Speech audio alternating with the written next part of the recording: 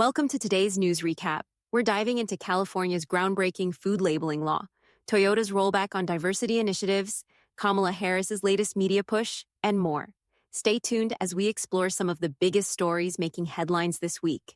California bans sell-by dates to combat food waste. California has just become the first state to ban sell-by and best-before dates on food packaging, thanks to a new law signed by Governor Gavin Newsom. The move is a bid to tackle the massive issue of food waste and its contribution to climate change.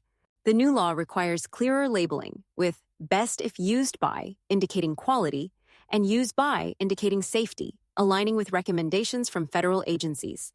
Nearly 6 million tons of unexpired food is thrown away annually in California alone, a staggering amount that this new law aims to reduce. It's set to take effect in July 2026 and follows years of failed attempts to create similar standards. Advocates hope this change will influence other states and even prompt federal action.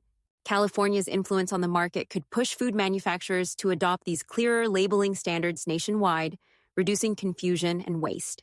It's a significant step forward in the fight against food waste and its environmental impact. Toyota scales back diversity initiatives amid external pressures.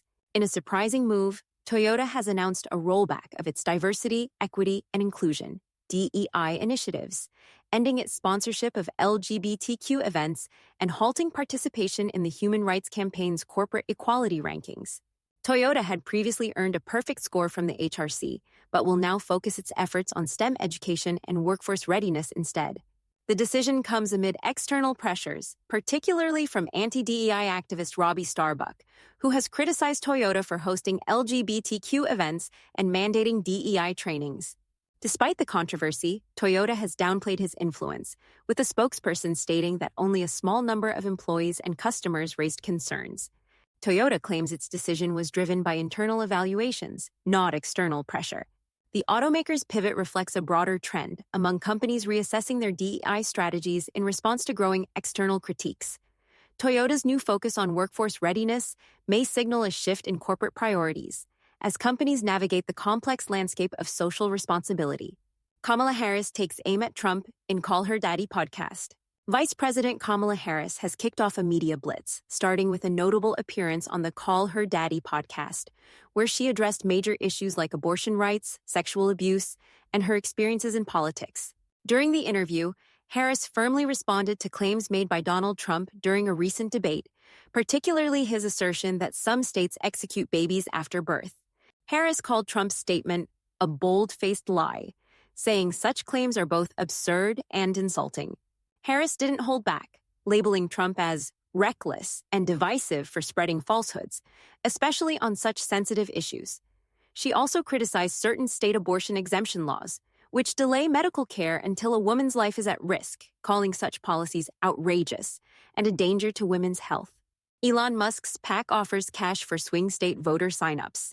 Elon Musk's America PAC has launched a new campaign aimed at swing state voters, offering $47 for each referral who signs a petition supporting the First and Second Amendments. Musk took to X, formerly Twitter, to encourage his followers to participate, saying, "For every person you refer who is a swing state voter, you get $47, easy money." This campaign comes as the 2024 presidential race between Donald Trump and Kamala Harris intensifies in key battleground states like Pennsylvania, Georgia, and Arizona. Recent polls show Harris leading Trump nationally by 3.4 points, though Trump still has narrow leads in states such as Arizona and Georgia. With a tight race expected in these crucial states, Musk's PAC is trying to galvanize support around the constitutional rights of free speech and gun ownership. Trump and Harris speak on the anniversary of October 7th. October 7th marks a somber anniversary, and both former President Donald Trump and Vice President Kamala Harris delivered significant remarks to commemorate the day.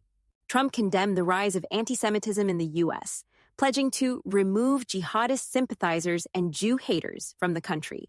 He also called on Israel to finish what they began in the fight against terrorism, stressing that the Jewish state should act swiftly and decisively. Trump reaffirmed his commitment to Israel, vowing that he will not allow the Jewish state to be threatened with destruction or a jihad to be waged against the American people or their allies.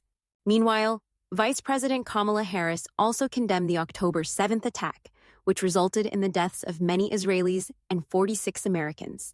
Harris vowed to always work toward the safety and security of the Jewish people and pledged to provide Israel with whatever support it needs to defend itself.